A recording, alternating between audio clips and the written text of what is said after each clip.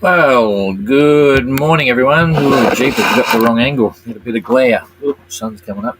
Hang on, got to turn the curtains down. Ooh, jeepers. Well, I should have checked the vision before we got there. But okay, so YouTube, you're the only ones going live this morning. So hopefully you're there, and a few people will come up.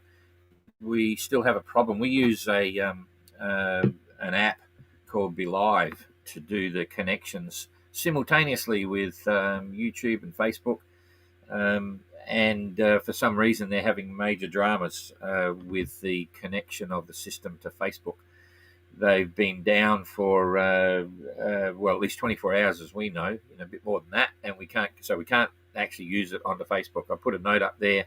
Once this is done, we'll then screen the tracker update on Facebook today, and hopefully they've said, we contacted them and they said they don't know when it's going to be fixed, and it might be fixed in 24 hours, could be a couple of days yet. They don't know because it's a bit beyond their control. Apparently there's something going on between them and Facebook. Something's changed, and so we'll see. So in the meantime, we'll at least be here on YouTube, and as I say, we'll stream it then on Facebook after this is done. Put the link there. So all is good, and the reason I'm not wearing my other shirt, because as soon as this is finished, we'll be shooting off to a meeting to support a local race here. They're organising a pretty interesting local race in Fiji, going down to another very important place. But anyway, so it's good. Everyone's sort of getting underway. They're making good miles towards Cocos Keeling. Very interesting for me. In fact, I should have put a picture up of the bounty boat just to explain what it is. But when we went through that area, as I've been saying, the sea in the Arafura Sea is really uncomfortable, completely different than the Pacific. And they're all talking about it. They're all saying, "Oh, this is crazy." It's all the currents and so on. They're just wind waves, and you try and film it, it looks flat, but they're very uncomfortable, and it changes. That's the big thing. And I can distinctly remember, we had some sessions in the Pacific where the boat's rocking and rolling, and you just get sick of it. And our boat had no keel; it was just an open whale boat, like a big rowboat, and the motion was horrible. And it'll be the same or similar in the 580 as well, because every 6 hours the current's going to slow down or stop, turn the other way, and we'll have a look at the currents. But it makes for a very uncomfortable sea. And for us, I'm losing track, it was a long time ago, it was 2010, but if I remember rightly, we had 3 knockdowns in the Arafura Sea, but we only had 1 or 2 in the whole of the Pacific, and the worst one was in the Arafura Sea. I was actually on the helm at one time.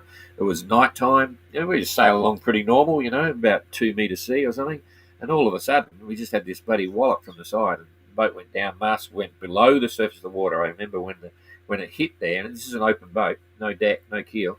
I saw the mast going down and the water folding in over the other side of the mainsail, and I thought, holy dooly, we're in trouble now.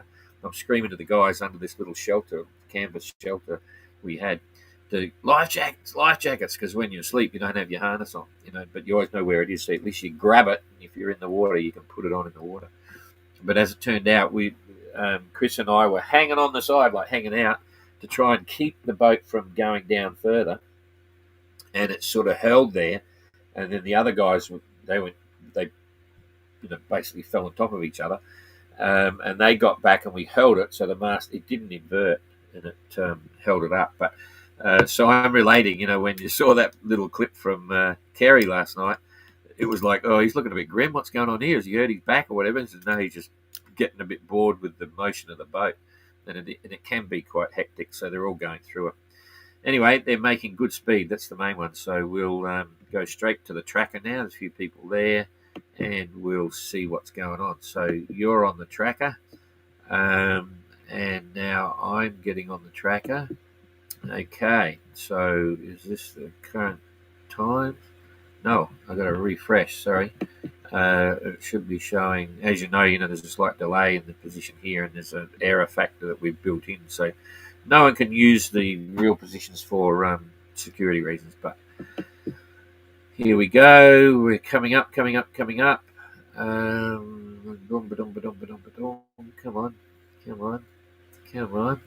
Why is it taking so long? Come on. Jeepers. Don't tell me we got another issue. Jeepers. Come on. This is strange. We're all looking at the white screen. The tracker's trying to get there, but it won't come. I don't like the look of that. I'm going to refresh it again. It's still working. It's loading, loading, loading. Here it comes.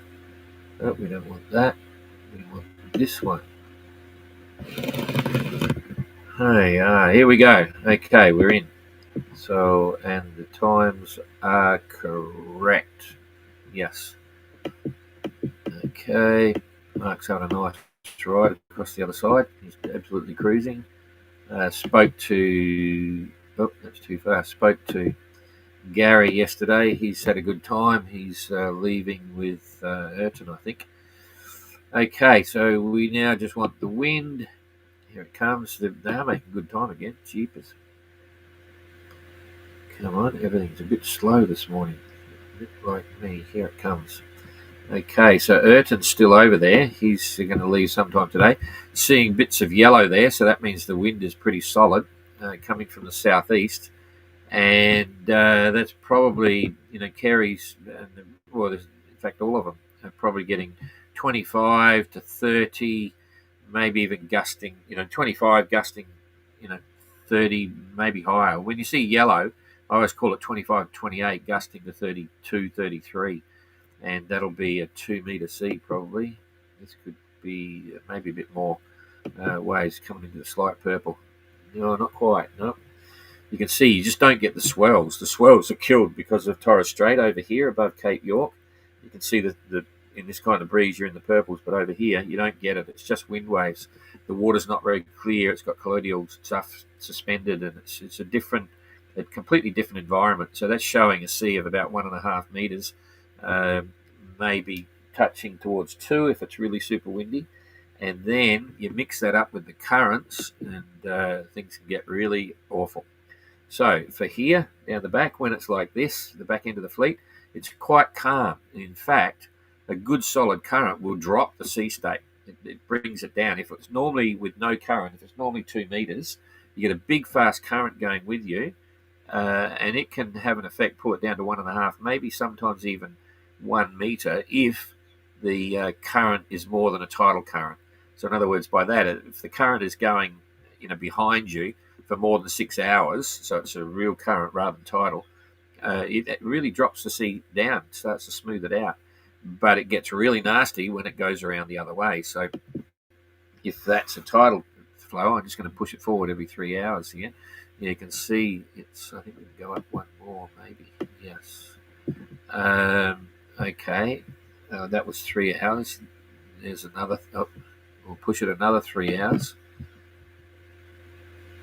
There's 3 hours later. It's still coming from the south. Another 3 hours. It stopped. Right. So and then it's going with them. So that's not too bad. There's a big push going with them. Every one of these is 3 hours. That's pretty good. That's pretty good. So I wouldn't say they're being hassled too much with that. They're going to get a break now. Putting it through. So generally it's pretty good. It's reasonably favourable, but you still get a bit of the cross current. And this may not be correct, but you can see. So this is now 24 hours later. The guys back here are going to get a bit of a go. So different things happening there. Look at the bigger picture going through, because there's another weather anomaly. I was reading Graham's report, another fantastic weekly report, and Tracker, John Guswell's Tracker, came roaring down here, and then he talks about being becalmed for a couple of weeks just here, and there is a big wind shadow, but there's these currents as well. So it's a whole different ballgame. Just finish with the currents there. Okay, so you can see what's going on. That's the end of the currents. Come back there. We'll go for the wind now and pick it up. So, this is the wind shadow. This, if we watch this, there is usually a big wind shadow here, and it is partly driven by the heat of the land in Northern Territory here in Australia. It just blankets everything. So if we, I'll see we're here talking instead of going back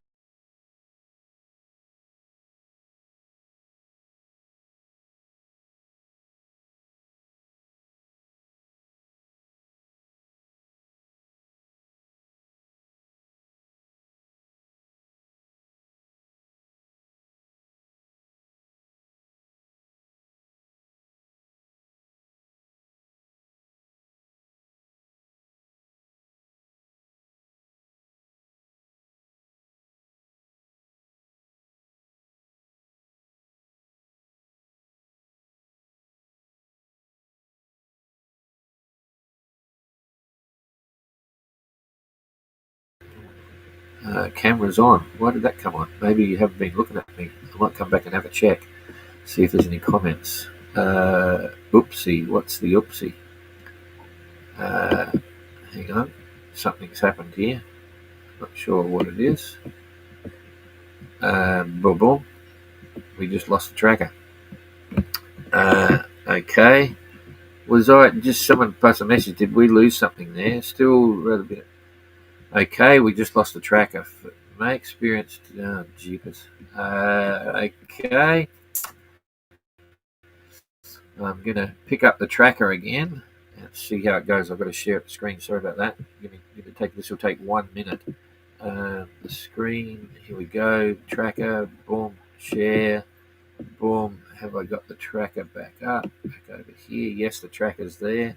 Put it back on the screen. So hopefully you should be on the screen. I don't know what went on there. For some reason I got a message. The camera was back on. So I don't know where we're at with that discussion so far. This is a BeLive system problem. They're having issues by the look. So anyway, we're back on the tracker. I'll go on the... hang on. You're on. Yeah, you're on the tracker. So now I'm on the tracker. We were just reviewing, going through the weather here. I don't know whether you saw that.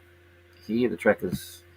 that's the big wind shadow we're talking about, northwest of Darwin, and they'll have to sail through that. So, and normally then this weather here is trade winds where the fleet's sailing, so they're going to have plenty of breeze to keep sailing for the next couple of days. So that's kind of cool. So if we bring that back, how long till they meet that calm spot? Okay, the leaders are there. This is where the wind shadow starts, 400 miles. So it's going to be about about 4 days. So in about 4 days, they'll be coming up against that area, which usually has very light winds, and they've got to somehow get through it. John Guswell had challenges, but there you go. So we can get rid of that. We'll walk through the fleet now and look at their speeds. As I say, Ayrton looks like he's the last one. Oh, Gary's taken off before Ayrton, unless Ayrton's way behind on the clock.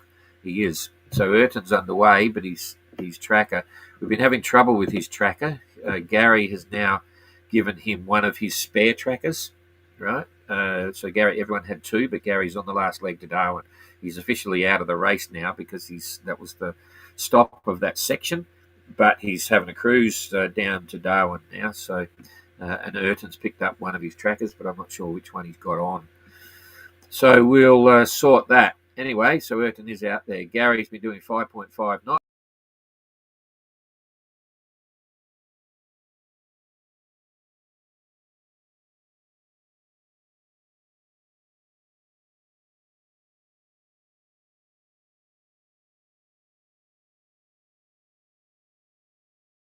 Camera on again. Didn't get too far into the tracker. Holy shit. Okay.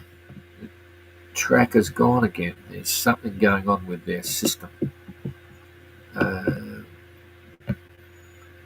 the problem is I can't tell what's going on there. This is turning into a disaster. Anyway, I'll try and... Let's see. It's showing you're back on the tracker and you're getting it. No audio. Jeepers. Gone again. Bugger me. Okay. So they were supposed to have sorted issues, but it's not working by the look of it here as well. So I'm not sure. We might have to... Audio's back. Okay, I'll quickly go through just in case we can get this. I won't dilly-dally. Big race going on here with Eric. 65 miles, 5.1. I'll pick it up. Hopefully you're getting this. They're all side by side. I don't know how they manage that. But anyway, they should have all taken off at the right times. 5.1 knots for Eric. Christian, 4.8 and 63 mile day.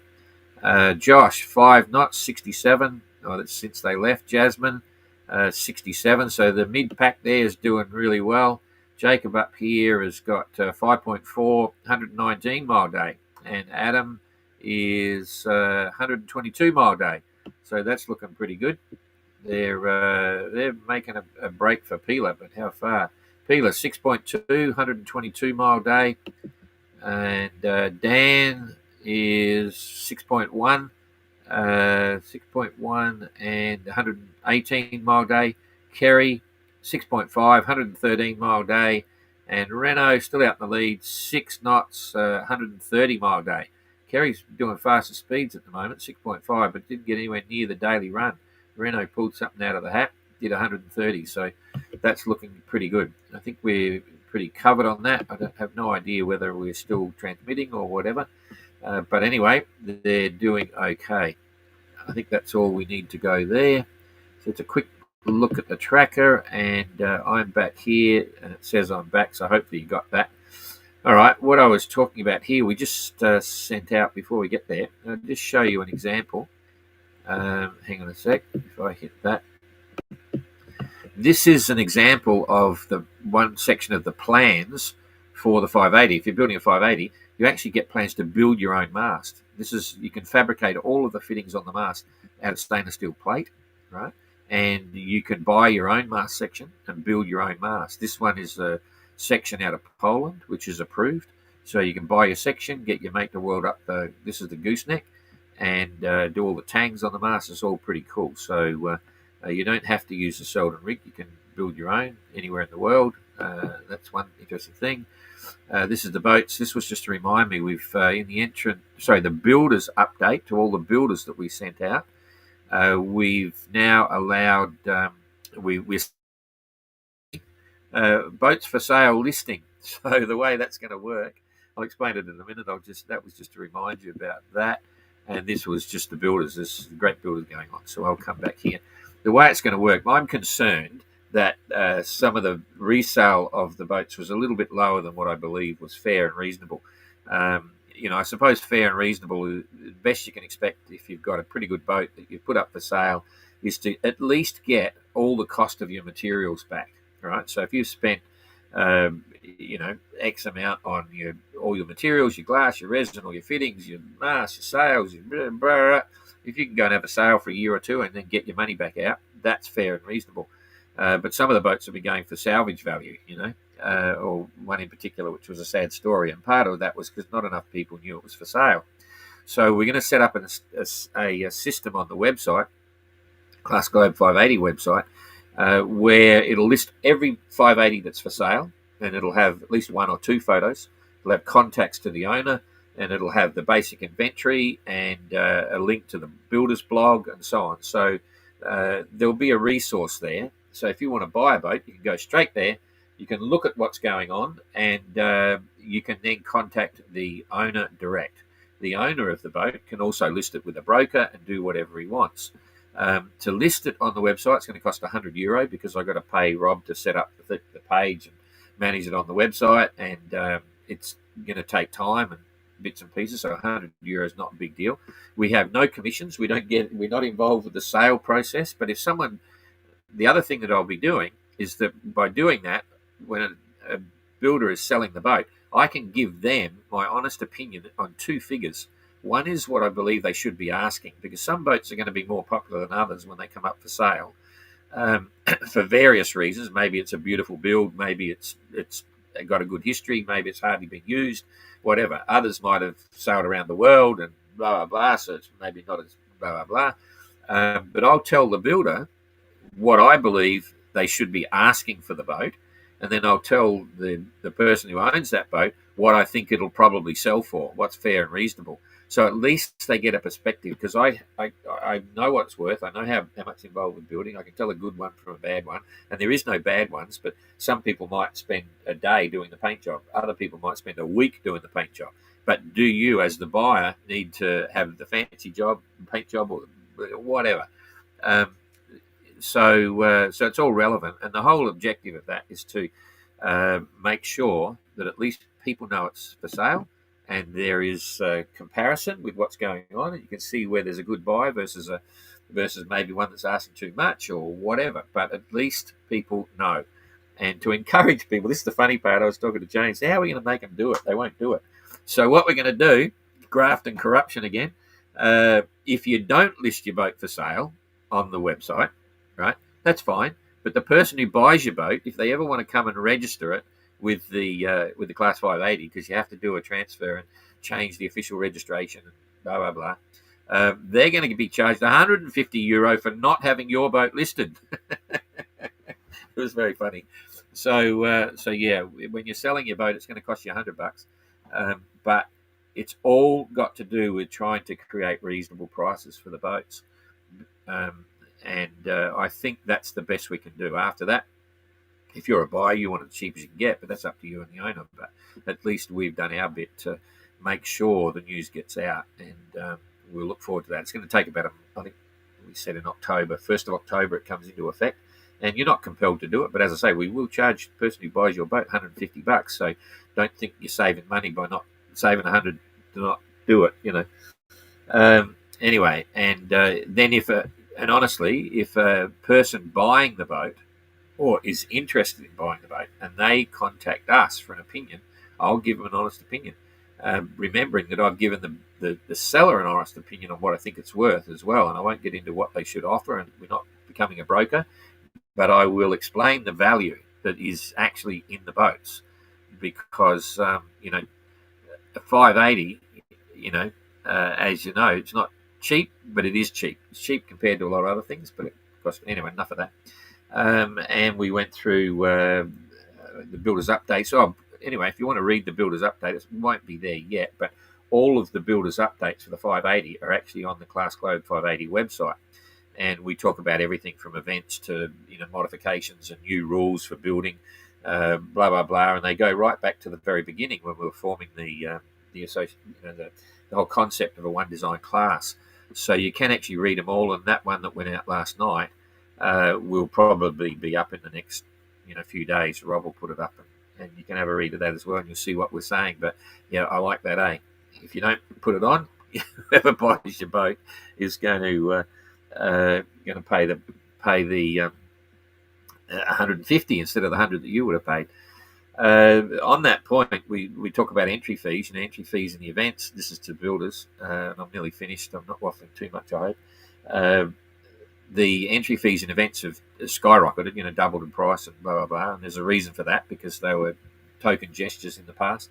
But there's also a situation now where if you're the first owner of the boat, as in you built the 580, or you've even paid someone to build the 580 for you, you're the one that's created that 580, okay? And so you're classed as the builder, even if you paid someone to build it for you, okay? You're the first person to register that boat. So we sort of subsidise that entry. We keep it as low as we can to get you in the events, because that's maybe part of the reason you're doing it.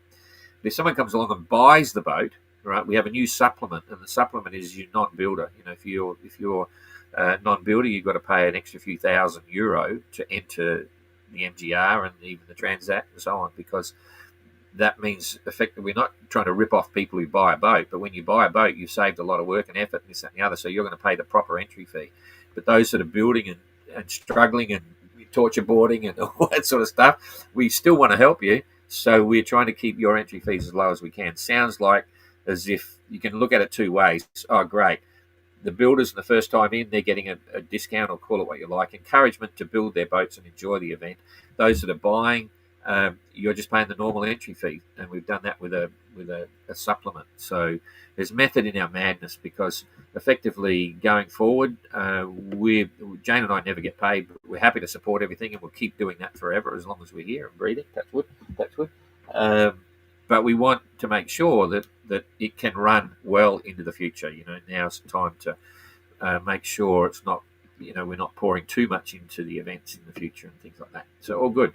Okay, sorry about those hiccups. I don't even know whether you're still seeing me because the comments have stopped. But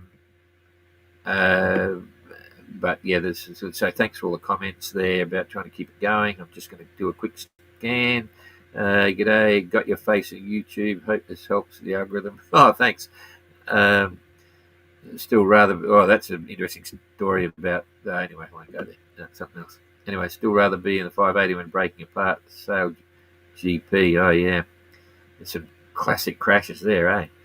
Must have pressed the wrong button. Audio is back. No, I didn't touch anything actually. There's something going on with the Be Live, I think. Anyway. We do the best we can. Don't get too far into the tracker. Black screen again. Bugger. Audio's back. Lost the tracker. Maybe just talk us through without Tracker. Okay, if this is still going tomorrow, what we'll probably do, what we'll probably do is just film it with the phone live, just normal Facebook, YouTube live, just and then we'll transfer that across. Anyway, Popeye's just left. You can see him on the tracker, by the way. So Popeye's coming, and John's still here. So hopefully Popeye arrived before Saturday. We fly out on Sunday, and we'll get the interviews up. So they're all very busy. Okay, all right. We'll see you later. Thanks very much. I'll put this one up. Oh, I like this. Does anyone know what this is? Ooh, look at that. Back in the day when I was a little boy, TVs would stop. This was a test pattern for TVs. TV would stop about 11:30, and they'd fly the Australian flag, play the national anthem, and then beep, beep, and just scream. And there was no more TV. Oh well, that's life. See ya.